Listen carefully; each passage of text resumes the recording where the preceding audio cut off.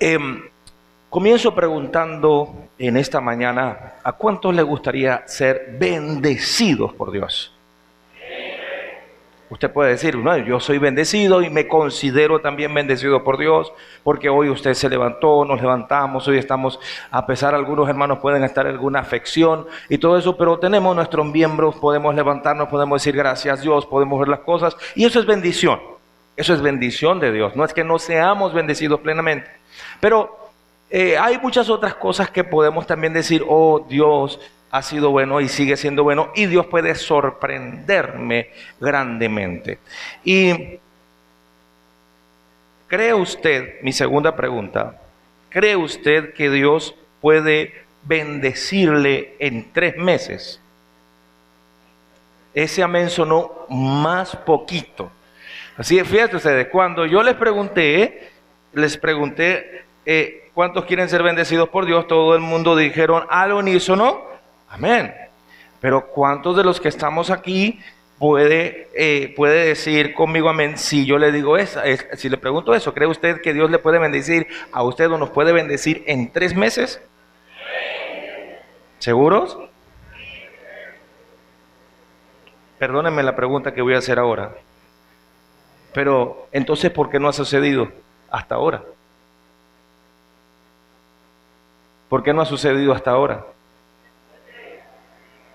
Y no es porque pensé en hacer la pregunta, ¿por qué Dios no lo ha hecho? No, Dios quiere hacerlo. Sin embargo, ¿por qué no ha sucedido hasta ahora? En la Biblia, en el Antiguo Testamento, nosotros hacemos una oración que está en el Antiguo Testamento, cada domingo al terminar el culto, de un hombre llamado Jabes. Y dice la Biblia que él era el menor de sus hermanos, era económicamente el menos agraciado, el más pobre, vamos a decirlo así. Y llegó un momento en su vida que él le dijo, Señor, oh Señor, si me bendijeres. Es como nosotros decimos, Señor, bendíceme, ensancha mi territorio, que tu mano esté conmigo y líbrame del mal para que no me dañe. Y dice, y el Señor y Jehová le concedió a Jabes lo que él le estaba pidiendo. Y dice la Biblia también allí que él fue más ilustre que todos sus hermanos. Ahora, no voy a hablar de Jabes en esta mañana, pero sí le estoy dando un ejemplo a usted de lo que Dios puede hacer cuando no solamente se lo pedimos, porque usted puede pedir muchas cosas y Dios no la concede, sino en la forma que lo pedimos y también cómo accionamos nosotros para que lo que pidamos sea de gran bendición y sea concedido grandemente por Dios. ¿Sí está conmigo acá? Te voy a pedir y ese es el tema de hoy, bendecido por Dios en 3 meses. ¿Cuántos de los que están aquí en este momento, si uno pudiera ver las mentes, dijeran, oh Señor, si me bendijeres en 3 meses? ¿Sí? Se solucionarían muchas cosas, muchas necesidades, muchas situaciones que tengo que quizás me están ahogando en esos momentos, pero tenemos la fe, tenemos la forma de pedirle suficiente para decirle al Señor esto. ¿Qué debo hacer yo como hijo de Dios para que eso pueda ser realidad? ¿Acaso Dios hizo esto con alguien en la palabra?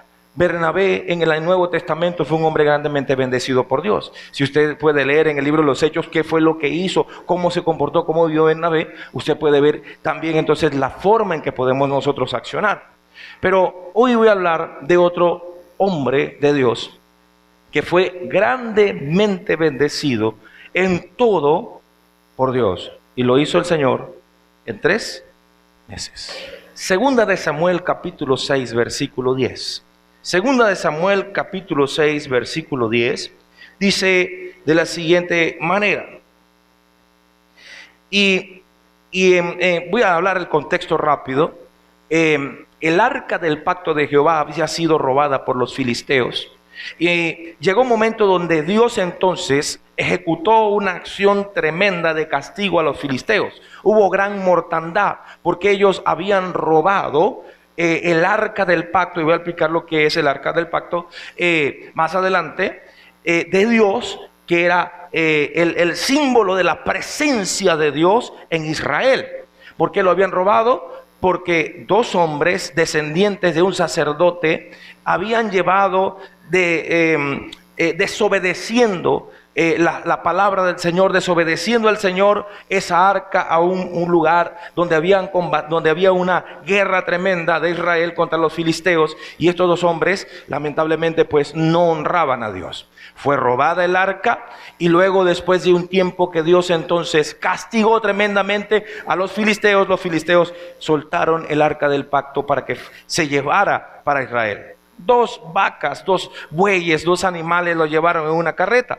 Resulta que el rey David llegó, vio que esto había llegado y empezó a trasladar el arca. Pero en un momento el arca en la carreta donde iba hizo a caerse en un hueco quizás, y vino un hombre llamado Usa y le metió la mano al arca para que no se cayera. Lamentablemente ese hombre llamado Usa no era levita. Sí, gloria a Dios.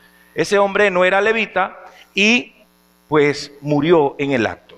El rey David tuvo miedo en ese momento y dijo: no, yo no puedo llevar el arca del pacto. Gloria a Dios. Yo no puedo llevar el arca del pacto a Jerusalén.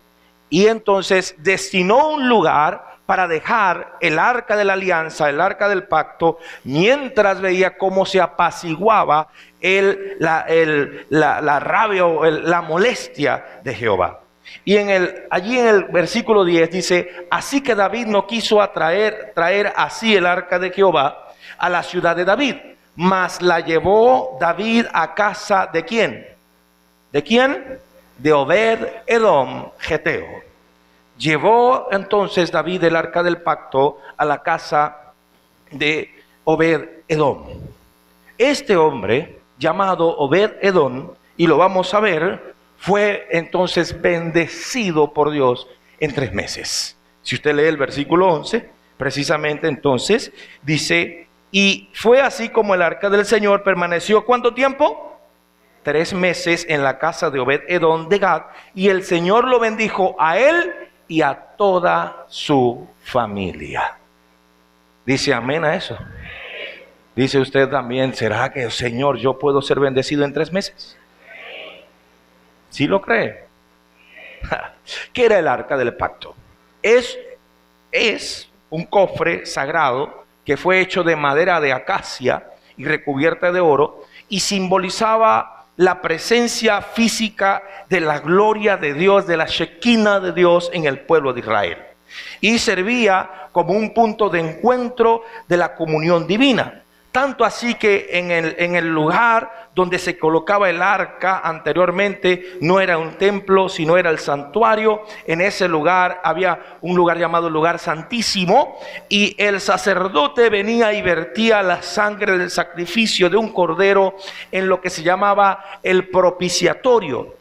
El propiciatorio era la tapa de oro donde estaban 2 figuras de 2 querubines, y se representaba como el asiento de la misericordia de Dios. La sangre del sacrificio del cordero se echaba, se rociaba en ese lugar para que la misericordia de Dios se extendiera plenamente hacia el pueblo de Israel, y se expiaban los pecados del pueblo y representaba el perdón de Dios hacia el pueblo de Israel. Eso era lo que pasaba antiguamente. Ahora, Dios, como les dije anteriormente, pues estaba molesto. ¿Por qué? Porque por una gran desobediencia el arca del pacto había sido robada. Dios entonces mismo hizo que los filisteos sufrieran gran mortandad y fuera entonces soltada el arca para que volviera otra vez a Israel. Ahora, vuelvo a Obed Edom. ¿Cuál fue el secreto? Y esto, hermanos, en todo este tiempo me ha venido enseñando y sonando, si se puede decir, para que Obed Edom fuera bendecido. Porque le digo, yo también quiero seguir siendo bendecido por Dios. Así es. Pero ser bendecido grandemente en 3 meses. ¿Qué fue lo que hizo? ¿Y qué podemos nosotros hacer de igual forma? Lo primero que hizo Obed Edom, y si usted va a anotar, anótelo, porque debe tenerlo, como dijo una hermana: no, pastor, no se preocupe, yo lo saco entonces ya de la red. Ah, bueno, qué bueno, gloria a Dios entonces. Pero lo primero que hizo Obed Edom fue recibir en su hogar el arca del pacto. ¿Qué fue lo que hizo Obed Edom?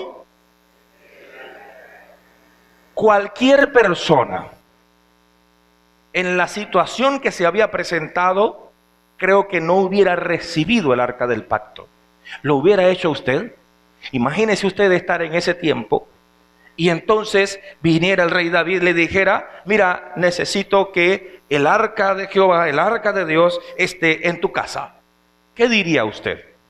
Usted de repente diría ahorita: excelente, perfecto, no hay ningún problema. Pero resulta que anteriormente lo que se sabía del arca del pacto es que el arca del pacto había asesinado a miles de personas, a miles de enemigos de Israel, y también entonces había asesinado directamente a un hombre que era israelita, que quiso que el arca no se cayera, que no se derrumbara, y con todo eso vino, tocó el arca y Dios inmediatamente lo mató. Así de sencillo. ¿Querría usted entonces, teniendo esa historia, recibir el arca del pacto? No muchos se hubieran dicho: oh, claro que sí, no, y si me mata toda mi casa, y si me mata a mí, o si viene y produce la cantidad de enfermedades, porque dice que el arca del pacto había producido tumores cancerígenos entre los filisteos, y si me pasa a mí. Sin embargo, él, a diferencia del miedo que causó la muerte de Usa, él asumió la responsabilidad de recibir, de albergar el arca, porque él reconoció la santidad de Dios representada en esa arca de la alianza, del pacto. Y conforme a esa santidad también él vivió. Obed-Edom sabía, entonces, como les dije, todas las cosas que habían ocurrido anteriormente. Sin embargo, la recibió sin restricciones, sin condiciones. ¿Por qué? Porque había entendido que la presencia de Dios representada en el arca del pacto era olor de muerte para muerte, solo para los que la trataban sin respeto. Pero con su accionar hizo que el arca se convirtiera en olor de vida, para su hogar, para su familia y para él mismo. Amén, hermanos. Como les dije, entonces el arca del pacto representaba la presencia de Dios, su acompañamiento, su cuidado para con el pueblo. Y hoy en día nosotros no necesitamos un arca, pues ahora Cristo es la presencia de Dios en la vida de cada uno de nosotros. Y no solamente Cristo Jesús, sino que Él dijo: es necesario que yo me vaya para que venga a ustedes el otro Consolador, el cual estará con ustedes todo el tiempo. Y es lo que entonces nos llama a nosotros y nos hace entender lo que somos nosotros ahora. La Biblia en 2 Corintios capítulo 6 versículo 16 dice: porque ustedes son el templo del Dios viviente. Como Dios dijo: habitaré y andaré entre ellos y seré su Dios y ellos serán mi pueblo. Es decir, esta palabra habla de nosotros. Los que hemos recibido a Cristo Jesús como Señor y Salvador, somos el pueblo de Dios. Y el Señor anda entre nosotros y habita en cada uno de nosotros. ¿Sí está conmigo? Cuando recibimos a Cristo en nuestras vidas, con humildad, con humillación, sabiendo que no somos merecedores de su gracia, de su bendición, pero cuando nos rendimos a Él, somos hechos hijos e hijas de Dios, herederos de su amor, coherederos con Cristo Jesús. Y la presencia de Dios no viene solamente a nosotros, sino a nuestras familias a través de cada uno de nosotros. Pero tiene que haber una rendición real. Tiene que haber una rendición verdadera delante de Dios de nuestra parte. Porque no es solamente decir: sí, yo me convertí en cristiano, sí, yo acepté a Cristo, sino un recibimiento absoluto de la presencia de Dios en medio de nosotros. Y debe haber entonces esa búsqueda de caminar y vivir en su santidad, porque su santidad está en nosotros. Así como el arca que representaba la santidad de Dios estaba en la casa de Obed-Edom, la casa de Obed-Edom ya no podía estar, o no podía haber suciedad, no podía haber algo que fuera en contra de la santidad de Dios. Y él entendió esa verdad. Y él entonces decidió caminar y vivir conforme a la santidad que el arca del pacto de Dios requería para que ellos pudieran estar bien allí. Imagínese usted, en el templo cuando fue colocada había el atrio, había el patio en el templo, había un lugar santo y había un lugar santísimo donde estaba el arca colocada. Y solamente los sacerdotes podían entrar en ese lugar, nadie más. Porque en el tiempo de la ley, cuando alguien que no era sacerdote entraba, moría. E incluso el sacerdote que le tocara ministrar en ese tiempo, por suertes, en el lugar santísimo, si no estaba en la santidad del Señor, si no estaba bien, moría en el acto. Y yo les enseñaba a ustedes de que cuando los sacerdotes iban a ministrar en el lugar santísimo, tenían que se colocaban cascabeles, campanillas en sus ropas y una cuerda de lino. Y la cuerda de lino le estiraba hasta llegar hasta el lugar santo y estaban los otros sacerdotes esperando. Mientras escuchaban las campanillas sonar, todo estaba bien. Pero cuando ya dejaban las campanillas de sonar, esperaban y luego jalaban la cuerdita. ¿Por qué? Porque Dios no se había agradado del sacerdote que no caminaba en santidad delante de la presencia de él, y por tal motivo se lo llevaba. ¿Cuántos somos sacerdotes aquí? Dios, ¿por qué se quedaron callados, hermano? ¿Qué pasó con el amén? ¿De cuántos quieren ser bendecidos por Dios? Toditos, amén. ¿Por qué somos así? ¿Por qué somos así? Queremos las bendiciones de Dios, como ya anteriormente les he dicho, pero no estamos dispuestos a cumplir con nuestras responsabilidades y con lo que Dios exige de nosotros. No debe ser así. Porque si Dios quiere bendecir a su pueblo, Dios quiere bendecir a su iglesia, ahora nosotros somos sacerdotes porque somos templo y morada del Dios viviente, del Dios altísimo. El Espíritu Santo en nosotros, que es Dios también, su tercera persona. Entonces, ¿cómo debemos comportarnos? Si en nosotros está la santidad de Dios, ¿cómo debemos vivir? Porque nosotros recibimos la santidad de Dios, su Espíritu Santo, así como Obed-Edom decidió recibir en su hogar el arca del pacto. Pero entonces también él decidió vivir conforme a la santidad de esa arca, que esa arca exigía en su hogar, en él y en su familia. ¿Sabe? En 2 Corintios 6, versículo 17 dice también esto: por lo cual salgan en medio de ellos y apártense de ellos, dice el Señor, y no toquen lo inmundo, y yo les recibiré. Y seré padre a ustedes, y ustedes me serán hijos e hijas, dice el Señor Dios Todopoderoso. Y ahí está hablando de no tener comunión los hijos de la luz con las tinieblas. Eso me recuerda como la persona que viene de decir, o el muchacho o la muchacha que dice, papá o mamá, ¿sabes que me enamoré? O pastor, ¿sabe que enamoré? ¿Y cómo es la muchacha? ¿Cómo es el muchacho? Bueno, él es buena persona, esto, aquello. ¿Es cristiano? ¿Es cristiana? Todavía no. Ya está más mal. Yo lo convierto. No, ella se va a convertir. Hermanito, hermanita, déjame decirte que la norma de la regla es que la mayoría más bien se los lleva al mundo. Y eso es doloroso. Y yo he visto, mire, testimonios terribles de esos dolorosos. Pero es entender y decir que, mire, tenemos nosotros que caminar en la santidad que Dios nos exige a cada uno de nosotros. ¿Cuántos quieren bendición? Caminemos en la santidad de Dios. Decidamos realmente. ¿Cuántos somos santos? Somos llamados santos. Ahora, ¿caminamos en esa santidad? Me incluyo, porque esa pregunta es también para mí primeramente. ¿Caminamos en esa santidad? Entonces ahí está para nosotros el reto, el llamado, lo que nos confronta.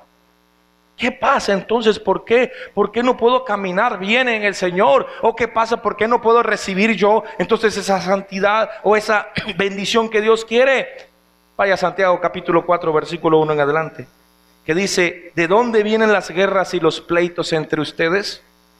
¿No es por vuestras propias bajas pasiones y deseos, dice concupiscencias allí, las cuales combaten en su cuerpo, codician y no tienen. Mire esto, ustedes codician y no tienen, nos dice a nosotros, matan y arden de envidia y no pueden alcanzar, combaten, guerrean, o sea, trabajan, se esfuerzan y no tienen, porque no piden. Ah, bueno, Señor, voy a pedir esto, voy a pedir lo otro, pero dice, piden y no reciben. ¿Y por qué no recibo, Señor? ¿Por qué? Porque piden mal. ¿Para qué? Para gastar en vuestros deleites y pasiones. Y está lo que nos enseña la palabra. Y dice el versículo 4, entonces nos confronta, nos da una bofetada directa. ¿Sabe cuál es? Dice, adúlteros y adúlteras. Nos dice a todos nosotros, ¿no saben que la amistad del mundo es enemistad contra Dios? Cualquiera pues que quisiera ser amigo del mundo se constituye enemigo de Dios. ¿Por qué no creen ustedes que la Escritura dice en vano el Espíritu que el Señor, ha hecho morar en nosotros, nos anhela celosamente? Dios es celoso de su pueblo. Dios es celoso de su santidad. Dios es celoso de nosotros que le hemos recibido, que ahora somos su propiedad, somos sus hijos. Y Él quiere que como hijos andemos como Él anhela de nosotros. Entonces, recibir al Señor en nuestro hogar significa rendición absoluta. Puede decir al que está a su lado, hay que rendirnos completamente al Señor. ¿Cómo me rindo? Entregarle nuestro hogar por completo a Dios y comprometernos a vivir en su palabra, pero no solamente en compromiso. Eclesiastés dice, lo que prometes apresúrate a cumplirlo. Si es sencillo, hermano. Señor, yo me comprometo contigo, pues cumpla. Eso es lo que nos dice el Señor y ya. Obedezca. Y eso es para nosotros, para todos nosotros. ¿Obedecer qué? Vivir en su palabra, obedecer sus leyes, sus estatutos, sus normas, que son para cuidado y para bendición y salvación para nosotros y para nuestras familias. Hechos capítulo 16, versículo 31 dice, y ellos dijeron, cree en el Señor Jesucristo y serás salvo tú y tu casa. Pero creer implica allí no solamente decir sí, Señor, creo. Significa cambio, transformación, obediencia, búsqueda de Dios, caminar en santidad. Dejar, permitirle y anhelar que el Espíritu de Dios nos transforme en nuestra forma de pensar, en nuestros hábitos, en nuestro accionar. Que esas ataduras que pueda haber en nuestras vidas, de nuestro pasado, ya sean rotas por completo en el nombre de Jesús. Pero tenemos que poner de nuestra parte también. Y que su luz, su amor, se esparce en nuestra casa. Hermano, mi hermana, si usted es la única persona cristiana en su hogar, usted tiene un gran reto, pero tiene una gran bendición. De ser el fundamento de guerra, de oración por tu familia. Para que ellos puedan ver tu cambio. Para que ellos puedan ver tu accionar, tu transformación y te sigan a ti. Y tú no los sigas a ellos. Que ellos se conviertan a ti, no te conviertas tú a ellos. Le decía el Señor al profeta Jeremías. Y muéstrales la necesidad que tienen de recibir a Cristo Jesús en sus vidas. No a medias. Porque si vivimos nosotros a medias, estamos siendo el ejemplo para que nuestros familiares crean en Cristo a medias. Tenemos que buscar al Señor. Y si recibimos al Señor en nuestro hogar, en nuestra vida, nosotros primero, entonces tenemos que caminar en la santidad que Él exige también. ¿Cuántos quieren la bendición de Dios? Ser bendecidos por Dios en 3 meses. Caminemos en la santidad que Dios exige. Y comencemos a ver cómo Dios se va a manifestar en poder, en gloria en nuestras vidas. Aquí está el ejemplo. Lo segundo que hizo Obed-Edom fue honrar en su hogar el arca del pacto. Honrar en su hogar el arca del pacto. Y honrar es priorizar a Dios, ponerlo a Él primero en todo, darle lo primero de nuestras vidas a Dios, no por simple interés, mi hermano, mi hermana, sino porque nace de nuestro interior, con presteza, con amor, con humildad, con reverencia delante del Señor, entendiendo que Él lo es todo. Muchos de nosotros, mis hermanos, mis hermanas en Cristo, y en todo el mundo, estamos cambiando el orden de las prioridades. Compartía con mis hermanas en la vigilia que tuvimos de viernes para sábado, que ciertamente ser cristianos como el tiempo antiguo es difícil ahora. Porque anteriormente la gente venía, no tenía muchas distracciones. La gente venía y trabajaba de sol a sol, así aquí y allá, y tenía el tiempo para el Señor también, pero no había tantas distracciones.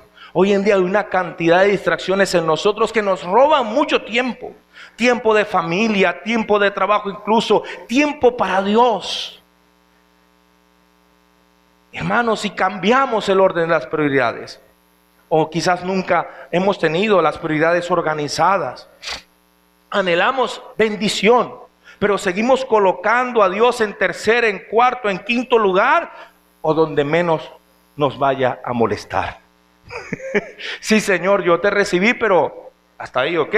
No me molestes, no me exijas. Ya, yo no quiero responsabilidades, yo quiero ir los domingos a la iglesia, escuchar la palabra, recibir bendición, recibir la bendición de la palabra, estar tranquilo, todo eso, irme para mi casita, compartir con mi familia, pero el resto de la semana, no me molestes. Yo tengo una vida, yo tengo muchas obligaciones. Y uno puede decir, es verdad, todos tenemos obligaciones. Obligaciones con el hogar, obligaciones con la familia, todo esto, pero ¿quién te ha dado todo? Tus manos, tu trabajo, tu esfuerzo, sí, te has esforzado y qué bueno, y sigues trabajando porque eres un hombre, eres una mujer de trabajo que echa para adelante, y la Biblia dice que eso lo bendice el Señor. Es verdad, pero ¿quién te ha dado todo? ¿Quién te ha abierto las puertas? ¿Quién te ha dado las oportunidades? ¿Quién te ha dado la salud? ¿Quién te ha dado la vida? Dios. Él es el dueño de todo. Él es el que permite todas las cosas, buenas o difíciles, para poder enseñarnos, para poder aprender, para poder entender. Entonces, en Él tiene que estar nuestra prioridad. Si no está Él por encima de todo, hermanos, ya vamos mal. Ya estamos mal. Y hablo como hijo de Dios, como cristianos. Quiero poner un ejemplo que me incluyo en esto. Me incluyo yo. Muchos estamos siendo esclavos del celular. Y en vez de utilizarlo como una buena herramienta, estamos permitiendo que nos esclavice y estamos permitiendo que gobierne nuestras mentes. Me meto yo ahí también, nuestro espíritu, hermanos. Nos despertamos, caminamos, comemos, dormimos y muchos decimos que no es pecado. Pero hay muchas cosas que no siendo pecado, nos esclavizan y no queremos salir de allí. Primera a los Corintios 6:12 dice, todo me es lícito, mas no todo me conviene. Y dice al final, y no me dejaré dominar por ninguna de estas cosas.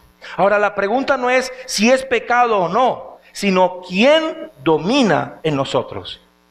¿Estamos dominando a Dios o está dominando tu pantalla?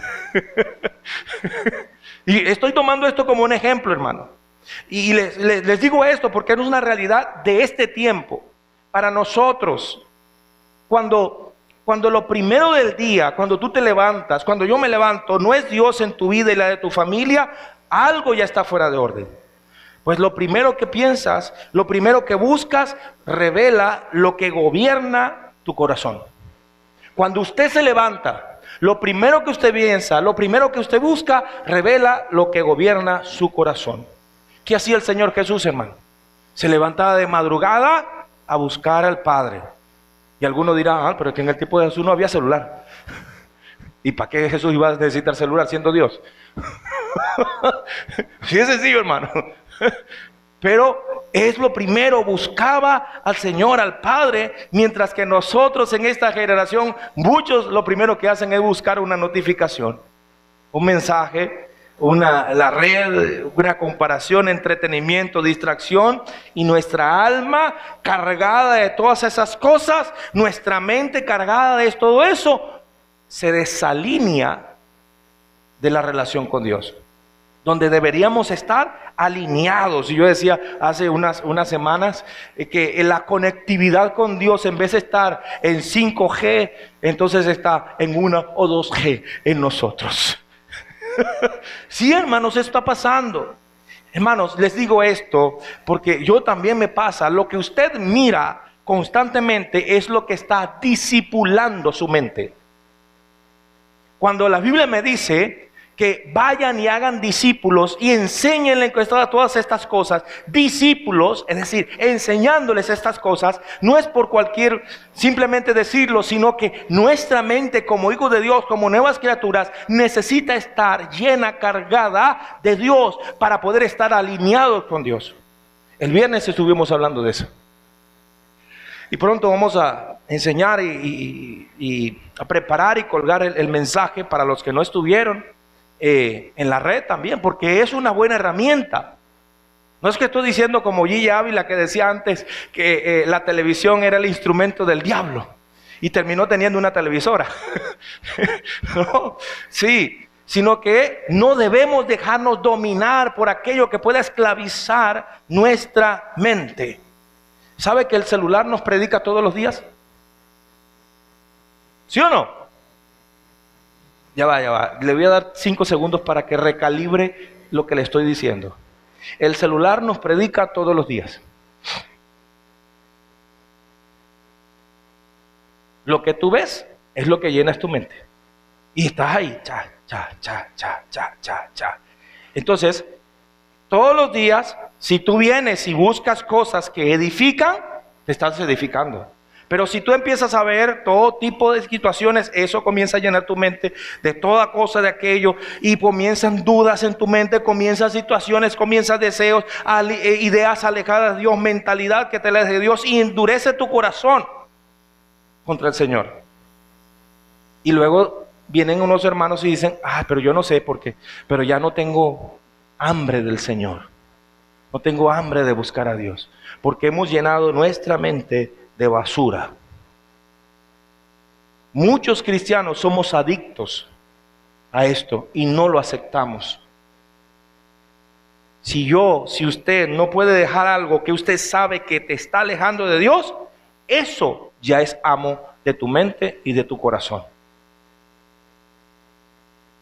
Pregunto, espero que no aquí ninguno, pero ¿sientes ansiedad si no tienes conectividad de internet o datos? Y tienes ansiedad porque no puedo conectarme. Revisas el celular sin motivo muchas veces. Cuando ves que alguien saca un celular, tú inmediatamente lo sacas y vienes aquí como que si te escribieran a ti. No puedes soportar el silencio o tiempo sin estar sin el celular. Imagínate que tú que se te dañó y tienes que estar 5 días sin el celular. ¿Cómo te pones? ¿Ansioso, ansiosa? No puedes orar por al menos 5 minutos, una oración sin distracción de tu pensamiento y estar en conectividad clara con el Señor. Si te está pasando eso, entiende algo. Ese celular te ha robado tu prioridad de Dios. Te ha robado la atención de Dios. Te ha robado la concentración, te ha robado la comunión con Dios. ¿Y qué es lo que pasa como consecuencia? Pierdes el llamado, se enfría tu pasión, se apaga tu sensibilidad espiritual. Y estoy poniendo esto como ejemplo. Pongo un ejemplo rápido que me pasaba a mí también, de igual manera. Yo venía hace un tiempo, hace unos años, a mí me gustan los juegos de computadora, juegos de estrategia, sí. Y yo llegó un momento donde digo, bueno, voy a colocar uno para desestresarme. Escuché esto, ¿no? Para desestresarme. Y yo venía ciertos momentos, ciertas tardes, y agarraba y empezaba a jugar un rato, me ponía en la computadora, estos lentes bien grandes que no, se me van a caer. Eso empezó a robarme tiempo. Tiempo con mi familia, tiempo de Dios, tiempo de prepararme con el Señor, hasta que un día mi esposa, sabia y usada por el Señor, me exhortó, me lo dijo fuertemente, porque ya yo no prestaba atención. Yo lo que le decía era, es que eso me desestresa. Yo no estoy cometiendo pecado, yo no estoy haciendo algo malo, estoy desestresándome. Mentira, hermano. Terminaba más cargado en mi mente, terminaba más estresado por la posición aquí, 1, 2, ya 3 horas. Pero eso me desestresa, decía yo. Mi esposa me confrontó. Me dijo, eso te está quitando a ti el tiempo con tu familia y te está quitando el tiempo con Dios. Y eso, hermanos, me sacudió. ¿Y sabe qué? Me costó borrar ese juego de la computadora. Hermano, me temblaba la mano. Sí, yo. Me temblaba la mano. Yo no estaba haciendo un pecado y no estaba viendo cosas inmorales, nada. Era un juego. Pero había ya dominado, esclavizado mi mente y mi corazón. Y cuando yo decía, no, eso lo borro cuando yo quiera. No, hermanos, no era cuando yo quiera. Yo tuve que hacer uso de orar al Señor, porque me puso la opción, ¿quieres guardar los datos en la historia? ¿No? Entonces esa vocecita allí dijo, guárdala para que cuando tengas el tiempo de vacaciones no pierdas los datos y vuelves otra vez a tenerla. Me quise despojar de esa vieja vestidura, pero no quería destruirla. Hermanos, temblé. Hasta que dijo, no, Señor, no puedo seguir con esto. Y en el nombre de Jesús tuve que orar, hermanos, para sacar eso, para quitarlo. Y cuando lo quité, no es que digo, gloria, no. Sentí dolor, sentí pesar, porque mi carne todavía lo quería. Pero después fue pasando hasta que me di cuenta, gracias, Señor. Le di gracias a mi esposa, porque ella vio lo que yo no vi, y estaba esclavizado en mi mente. Y así hay muchas cosas que nosotros, que usted, que incluso yo también, no entendemos, que nos esclavizan y que nos quitan la prioridad del Señor, hermanos. Hay que poner en orden nuestras prioridades. Malaquías dijo, pruébenme en esto, dice el Señor. Sí, estaba hablando acerca, no está allí, no, estaba hablando acerca del dar para la obra del Señor, pero también por qué no le podamos dar a Él nuestro mejor tiempo. Y dice, pruébenme en esto, dice el Señor. Estaba hablando de los diezmos. Bueno, dele tiempo al Señor, y verán si no le abriré las ventanas de los cielos y les daré bendición hasta que sobreabunde. Que Él sea nuestra prioridad, hermanos, y no por simple interés, sino porque anhelamos de su presencia. Obed-edom no recibió el arca de Dios por simple conveniencia en su hogar o en su familia. Su aceptación del arca partió del principio de agradecimiento, de humildad, de profundo respeto. Que él, no siendo nada, fue honrado con la presencia del arca del pacto de Dios, la presencia de Dios mismo en su casa, en la cual él se consideraba indigno. Hay algo que dice allí en 2 Samuel 6:10. Y dice en la parte final, así la hizo llevar David a casa de Obed-edom, geteo. La palabra geteo, allí, bueno, ahí los estudiosos tienen se debaten entre dos posiciones.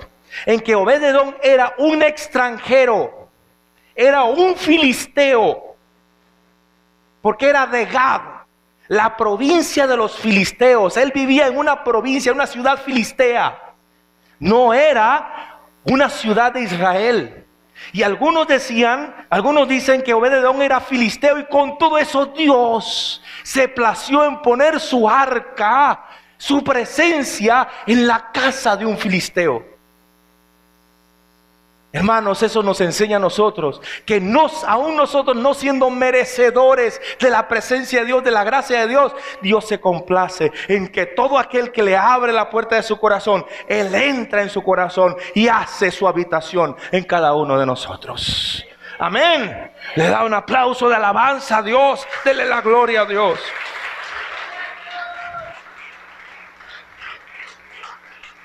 Algunos otros estudiosos dicen también que él fue tratando de justificar, pues no quiero andar en una posición u otra, pero sí se los digo, que él, siendo levita, era descendiente de levitas, pero vivía con los filisteos.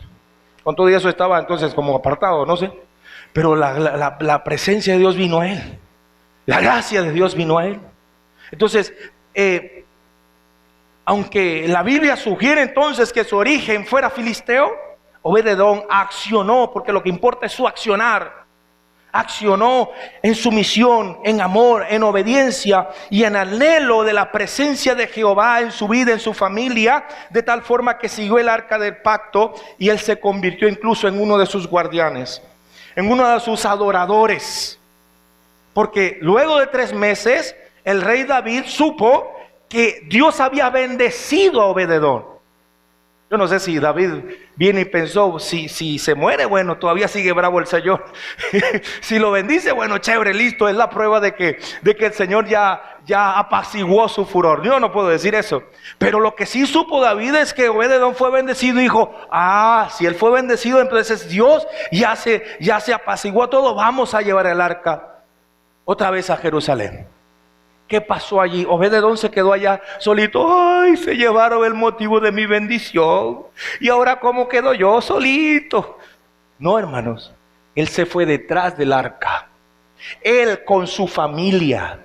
Y Dios lo bendijo de tal manera que se convirtió en uno de los guardianes del arca del pacto. Se convirtió en uno de los músicos delante de la presencia del Señor, un adorador. Y no solamente él, sino sus hijos, sus nietos y toda su descendencia. Oh, hermano, qué cosa tan grande es esto. Entonces, ese reconocimiento de que no siendo descendiente directo de la casa de Leví, aún así fue escogido para cuidar del arca del pacto, de la presencia visible de Dios, lo impulsó a amar, a obedecer a Dios en su presencia en su casa. Y la consecuencia de su devoción plena fue que lo bendijo Dios. ¿En cuánto tiempo? ¿Quiere usted que Dios les bendiga en 3 meses? Aquí está. Honre a Dios en su hogar. Y como lo dije al principio, antes venía de una situación terrible, pero Obed-edom decidió creer, se rindió delante de la presencia de Dios. Él demostró, hermanos, y nos demuestra a través de la palabra del Señor que honrar la presencia de Dios en nosotros con devoción transforma nuestras vidas y transformará nuestras familias. Somos inmerecedores de la gracia de Dios. Con todo, Dios nos ha amado tanto que entregó a su único Hijo para que todo aquel que en Él cree no se pierda, sino que tenga vida eterna. Hermanos, los valientes son los que se atreven a arrebatar y arrebatan el reino de los cielos. Y los que se atreven a creer con absoluta humillación y se rinden delante del Señor, dándole honra, entonces Él bendice a todo aquel que se humilla, a todo aquel que lo coloca a Él como centro de sus vidas. Hermanos, cuando Jesús es el centro de nuestras vidas, todo obra para bien. Todo obra para bien en nosotros, en nuestras familias. Los hombres aman a sus esposas, no con sus propias fuerzas, sino como Cristo amó a la iglesia. Las esposas se someten a sus esposos como al Señor, no como a los hombres, sino como al Señor, pero ambos concentrados en Jesús. Y cuando hay problemas, ambos vienen rendidos a Cristo, no en sus fuerzas, sino en el Espíritu Santo. Todo lo bueno, hermanos, se basa en poner a Dios en el centro de nuestras vidas como nuestra prioridad. Lo roto se restaura, lo caído se levanta. Él sustenta nuestras vidas, igual con nuestros hijos. Enseñarles con amor que Jesús es el centro de nuestras vidas. Y la tercera cosa que hizo Obed-edom fue, él cuidó en su hogar de la presencia de Dios. Él cuidó en su hogar de la presencia de Dios. Él era la cabeza de su hogar. Obed-edom era la cabeza de su hogar. Y él, siendo la cabeza, se destina a honrar a Dios. Entonces, cuando la cabeza del hogar decide honrar a Dios, la familia tiene que seguirlo. Primero los Corintios 11, versículo 3 dice: mas quiero que sepan que Cristo es la cabeza de todo varón, y el varón es la cabeza de la mujer, y Dios es la cabeza de Cristo. Pero cuando nos sometemos a Dios, cuando nos sujetamos a Dios, hay hombres que dicen también, y mal usan esta palabra: la mujer tiene que someterse a su marido, pero usted sométase a Dios también primero, dice la hermana. Sométase al Señor. Y si hay mujeres aquí, siervas de Dios, que están con el Señor solamente, usted es la cabeza entonces de ese hogar. Y usted debe también someterse a Cristo, honrar, respetar en el hogar, en la familia, los principios de salvación, de vida, de caminar en la santidad de Dios. Hermano, no era sacudir el arca con un pañito. Cuidar en su hogar de la presencia de Dios, de Obed-Edom, no era acercarse: ay, tiene polvo y la voy a sacudir. No podía tocarla. No podía tocar el arca. No. O cuidar que no le cayera polvo, sino era cuidar en su hogar la presencia de Dios. Y eso iba más allá de sacudir el polvo. Era no permitir en su hogar aquello que deshonra al Señor. Hermano y hermana, el que es cristiano, el que tiene a Cristo, es luz en su hogar. Dígale al que está a su lado: tú eres luz en tu hogar. Y si es el padre o si es la madre, su deber es cada día sembrar en su hogar los principios de vida y paz que la palabra de Dios tiene en nosotros, y no permitir que la presencia de Dios sea deshonrada en nuestras familias.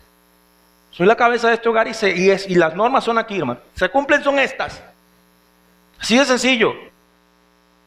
Y yo les he contado que yo cuando me trasladé a estudiar a Valencia, muchachito, yo todavía no tenía al Señor, y llegué a las casas de unas tías, gracias por ellas, a Dios, porque me las puso en el camino. Y el domingo en la mañana yo pensé, el primer domingo en la mañana yo dije: voy a dormir hasta tarde. Y mi tía me levanta a las 5 de la mañana. Levántese, pero tía, es domingo. Es domingo, sí, es verdad, es día del Señor, vamos para la iglesia. Yo no soy evangélico, tía. Ay, hijo, yo no tengo, ese no es problema. El problema aquí es que estas son las normas y se cumplen. Y si usted está viviendo aquí, usted se levanta, se arregla y nos vamos para la iglesia. Y yo calladito, hermanito, mire, para la iglesia. Ahí no valió ni para acá ni para allá. Nos vamos y ya. Yo no acepté al Señor ahí de una vez, pero la palabra de Dios se fue sembrando en mi vida y en mi corazón, hasta que el Señor tuvo su tiempo. Y eso es así también, hermanos. Estas son las normas de mi casa y se cumplen. Ay, pastor, ¿cómo hago con mi hijo que viene y trae entonces ese poco de cerveza? ¿Y quién es la cabeza de este hogar? ¿Es usted? Y si en su hogar usted dice: aquí no se toma, me hace usted que no, bueno, pero aquí no se toma. Usted está aquí, usted puede estar con sus amigos, pero sin tomar. ¿Y listo? ¿Qué broma es? Es enseñar esto. Ahora, ¿cómo él cuidó en su hogar de la presencia de Dios? Primero y principal, lo hizo con temor reverente. Diga conmigo: temor reverente. Él preparó el ambiente adecuado para que la presencia de Dios no solo se instaurara en su casa de Obed-Edom, sino que el Señor se agradara de su disposición y así entonces bendecirlo. Temamos a Dios, pero no un temor de miedo, sino un temor de amor, que Él nos amó primero y así nosotros amamos a Dios. Lo hizo en obediencia también. Él obedeció. Obed-Edom accionó según la ley de Dios y lo obedeció con amor, a sabiendas que Dios bendecía a los que le obedecen. Así es, hermanos. Proverbios capítulo 3, ve aquí rapidito conmigo, dice lo siguiente. Proverbios 3, versículo 1 en adelante dice: mire esta palabra que nos enseña: hijo mío, no te olvides de mi ley, y tu corazón guarde ¿qué? Mis mandamientos, porque largura de días y años de vida y paz. ¿Cuántos quieren vivir bastante? ¿Qué tiene que hacer? ¿Qué tiene que hacer? No se olvide la palabra, vive la palabra, y su corazón obedezca los mandamientos de Dios. Pero vamos al versículo 3. Dice, misericordia y verdad no se aparten de ti. Átalas a tu cuello, escríbelas en la tabla de tu corazón. ¿Y qué pasa ahí? Y hallarás, ¿qué? Gracia y buena opinión ante los ojos de Dios y ante los ojos de los hombres. ¿Cuántos quieren esa bendición? ¿Qué tenemos que hacer? Ahí está la condición, hermano. Pero toda bendición está sujeta a una condición de obediencia.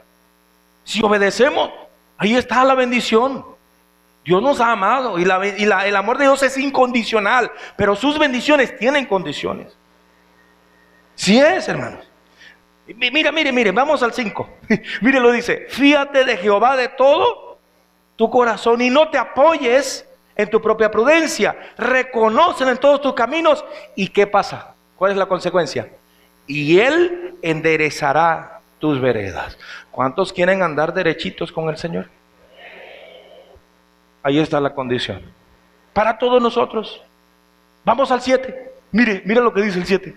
No seas sabio en tu propia opinión. Teme a Jehová y apártate del mal. ¿Por qué? Porque será medicina a tu cuerpo y refrigerio para tus huesos. Aquí hay otra promesa de Dios de bendición, pero hay una condición. Vamos al 9. Mire, honra a Jehová con tus bienes y con las primicias de todos sus frutos. ¿Y cuál es la bendición aquí? Y serán llenos tus graneros con abundancia y tus lagares rebosarán. Es decir, lo que produces, lo que haces será bendecido. Pero ¿qué es lo que tienes que hacer también? Honrar a Dios con tus bienes y tus primicias. Vamos al 11, no se quede ahí, hermano. Mire otra más. No deseches, hijo mío, el castigo de Jehová. ¿Cuántos quieren, le gusta la disciplina del Señor? No, nadie, hermano. Está como el muchachito que dice, hijo, te voy a pegar porque te amo. Si me amas, no me pegaras. Pero, hermanos, la disciplina del Señor al principio no parece ser causa de gozo al que es en ella ejercitado, pero después da fruto apacible. Así es para nosotros. Y dice, no se deseches, hijo mío, el castigo de Jehová, ni te fatigues en su corrección, porque Jehová al que ama, y como el padre al hijo, a quien quiere. Oye, creo que están algunos aquí como la hermanita, que decía que ella no quería morirse, ¿no? Y con el canto que viene, oh si yo quiero vivir con Cristo, oh si yo quiero morir con Cristo, ¿verdad? Y la hermanita decía, oh si yo quiero vivir con Cristo, oh si yo quiero... Sí. Así estamos, hermanos, con la corrección, ¿no? No deseches ni la fatiga de tu corrección, porque Jehová el que ama, no nos gusta decir eso, ¿sí? Pero eso es esa es la realidad para nosotros, hermano. ¿Cómo vamos a tener corrección? Si nosotros a veces nos comportamos, mire, como un mulo, duros de servicio. Y el Señor tiene que entonces tratarnos con cabresto de mulo. Ahora, ¿cómo lo hizo entonces? ¿Cómo hizo Obed-edom cuidar la presencia de Dios? En adoración constante. Él se convirtió en un adorador. Convirtió su casa, escuche esto, en un lugar de adoración. Y ofreció sacrificios delante de Dios. Pero ahora nosotros no necesitamos ofrecer sacrificios de animales. ¿Por qué? ¿Por qué no necesitamos ofrecer sacrificios de animales? Porque nosotros, primeramente Jesús, pero nosotros somos los sacrificios vivos. No lo digo yo, lo dice la Biblia, Romanos capítulo 12, versículo 1. Por tanto les ruego, hermanos, por la misericordia de Dios, que presenten vuestros cuerpos en sacrificio vivo, santo, agradable a Dios, que es vuestro culto racional. Y no se dejen llevar por este mundo, no se dejen dominar por este mundo, más transfórmense por la renovación de vuestra mente, para que comprueben cuál sea la buena voluntad de Dios, que es agradable y perfecta. Es ahora el tiempo cuando Dios está necesitando y llamando a adoradores que le adoren en espíritu y en verdad. ¿Cuál fue el resultado entonces? Ya usted lo sabe. En 3 meses Obed-Edom fue bendecido. Hermano y hermana, dígale que está al lado suyo esto. Dios quiere bendecir tu hogar. Dios quiere ser bueno contigo.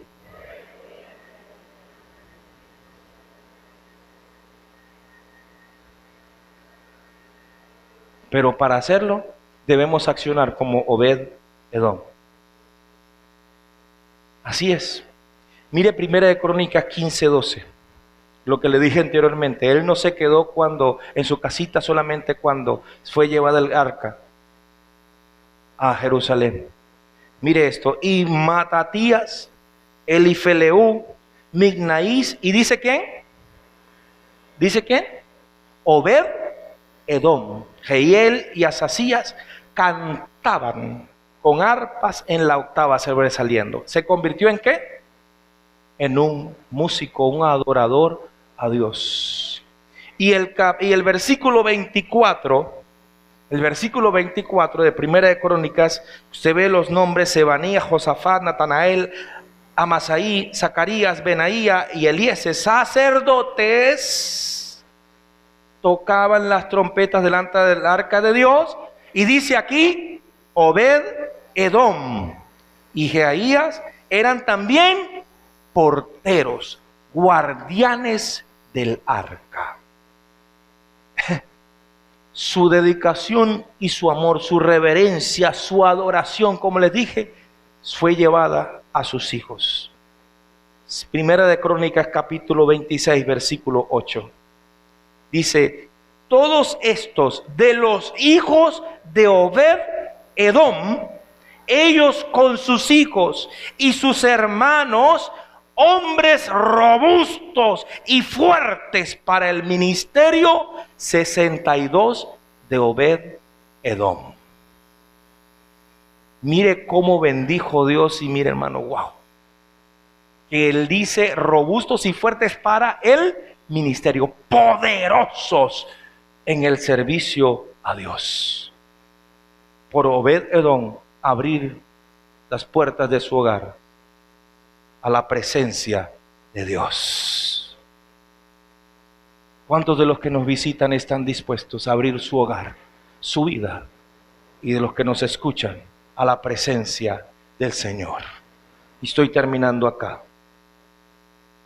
Mi hermano, mi hermana, la historia de Obed-Edom demuestra que la verdadera bendición es el resultado de la presencia absoluta de Dios en nuestras vidas y en la de nuestras familias. ¿Cuántos quieren ser bendecidos por Dios en 3 meses? Ya usted sabe lo que tiene que hacer. Ya nosotros sabemos lo que tenemos que hacer. Recibir en nuestro hogar al Señor. Honrar en nuestro hogar y nuestras vidas al Señor. Y cuidar en nuestras vidas y nuestro hogar la presencia de Dios. Con temor reverente, en obediencia y en adoración constante. Esa es la forma, hermano. Y lo vuelvo a preguntar: si hay alguien que aún no tiene a Cristo, ¿quiere usted también ser bendecido de esa manera? Y los que estamos aquí,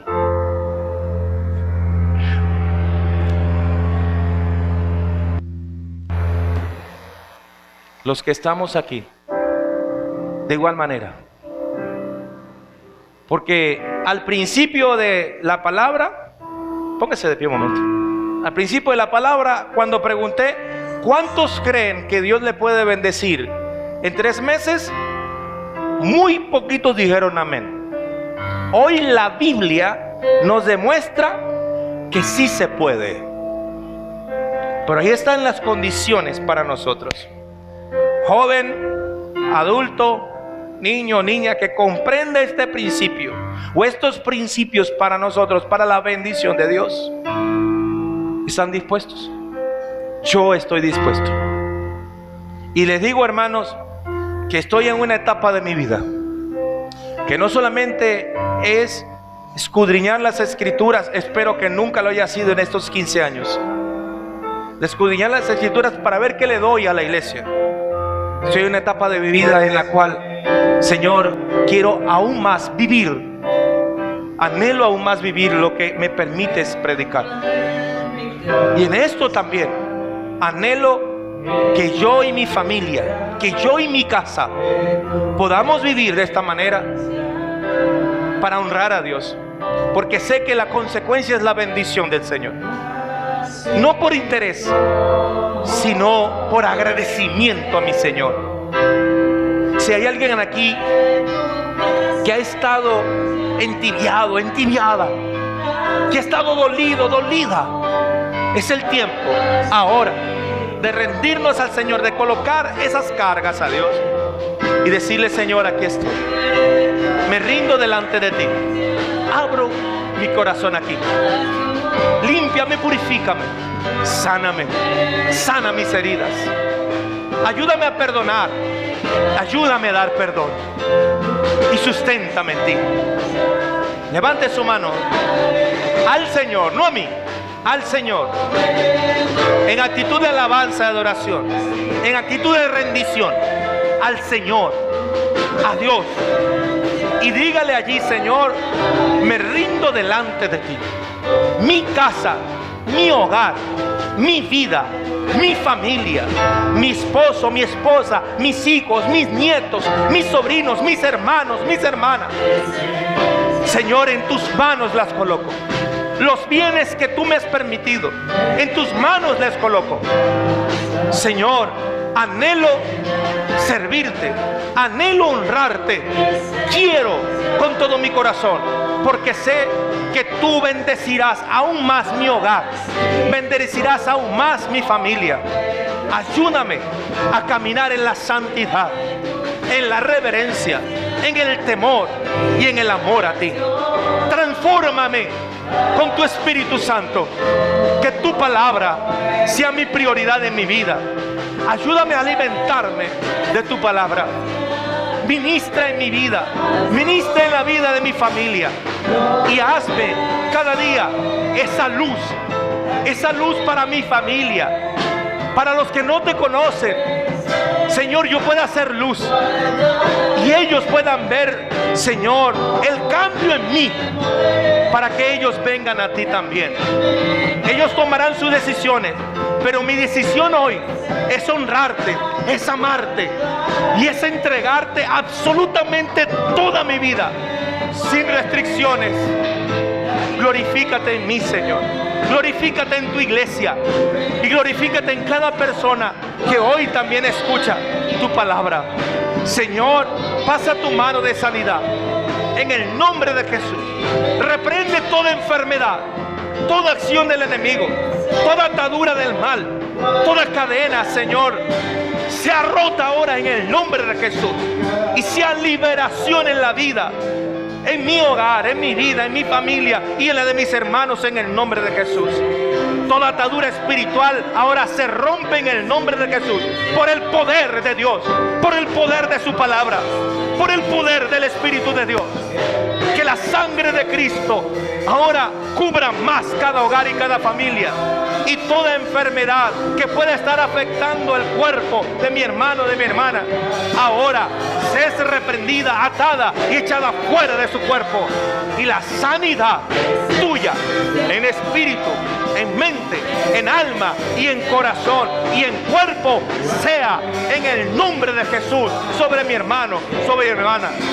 Recibe la sanidad del Señor, recibe la liberación del Señor, conforme a la fe de cada hijo, de cada hija de Dios. Señor, te ruego que acciones y que obres en el nombre poderoso de Jesús.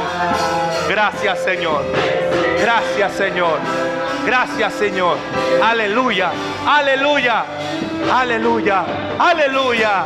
Gloria a Dios. Amén, amén, amén. Toda la gloria es para ti, Señor. Gracias, Señor. Le da otro aplauso a Dios. Él vive y su misericordia es para siempre.